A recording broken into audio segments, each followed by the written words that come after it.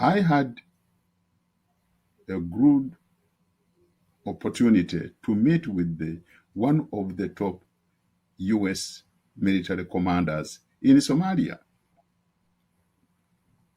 And we sat down here in Annapolis, Maryland, and he told me that, hey, you thought you were telling me about, to use their language, you telling me about the shit Museveni is doing?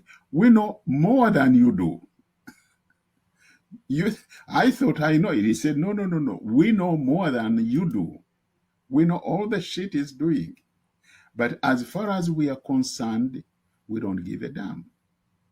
Whether he's screwing you to death, crushing you to death, as long as he's doing what we want him to do, we are going to back him up at any cost and close our eyes at the shit he's doing to you, period.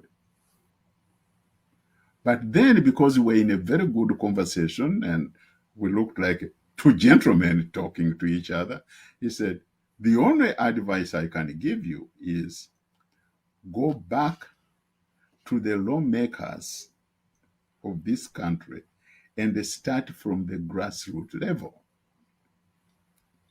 Maybe then they can change, or rather influence, the top administrative structure. Now, when I talk about the top administrative structure, which is not transparent and not accountable to anybody, but probably the lawmakers, is the Pentagon, the Defense Department, the State Department, the Diplomatic, and the Intelligence Department, which is the CIA and National Security Agency.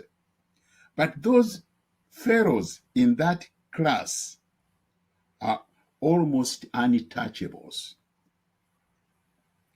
However, if you can generate enough heat from the bottom, maybe they can change or slow down.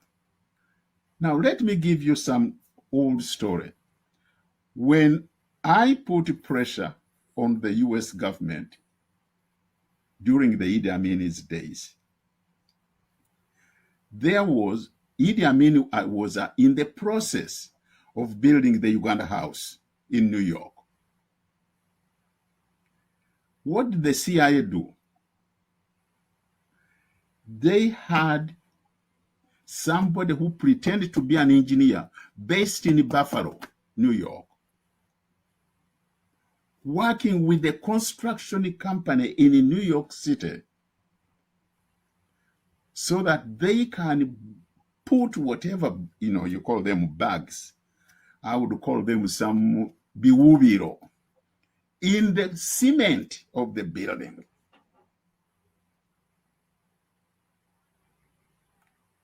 And I had an opportunity to talk to that man during those old days. And I challenged him that what he was up to was contrary to the wishes of the people of Uganda. And he said, you know what? You better watch your mouth because we have the ability to blow you up. Thank God, I'm still here now. He didn't succeed.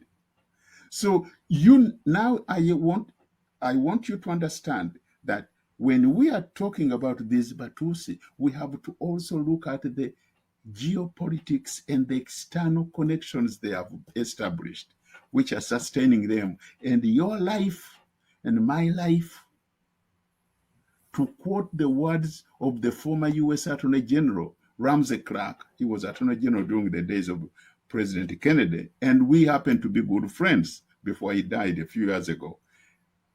He told me, he said, you Africans must understand this. Your lives are dispensable.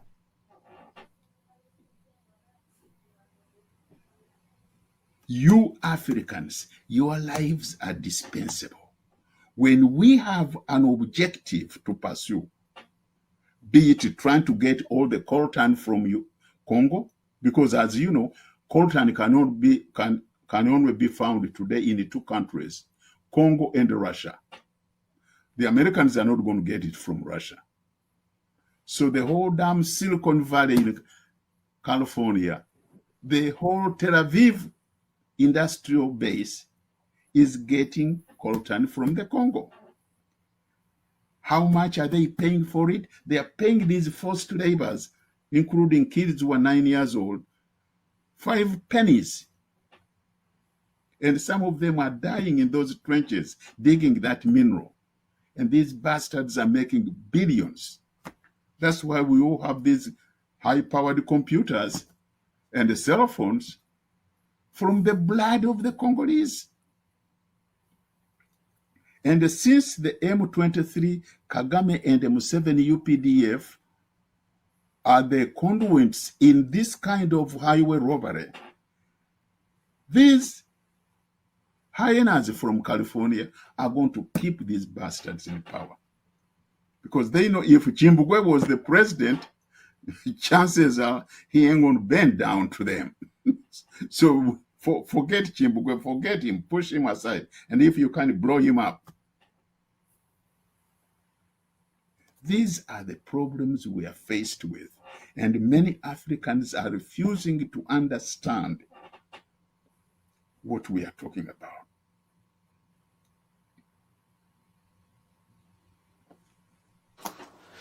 Wow. I can't add anything on that.